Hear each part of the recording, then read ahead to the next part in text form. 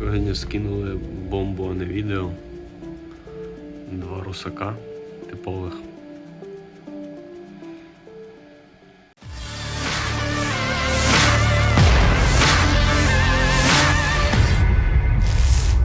Baru-baru ini sebuah unggahan di aplikasi perpesanan Telegram pada Rabu 24 Mei 2023 menyita perhatian warganet. Sebuah video yang merekam aksi pasukan Rusia memperlakukan rekan seperjuangan yang telah gugur di medan perang. Diketahui, peristiwa ini diabadikan oleh Brigade ke-72 Angkatan Bersenjata Ukraina. Alih-alih menolong atau mengevakuasi rekannya yang tewas, dua prajurit Rusia ini justru hanya mengambil barang yang diinginkan dari rekannya yang telah kehilangan nyawa itu.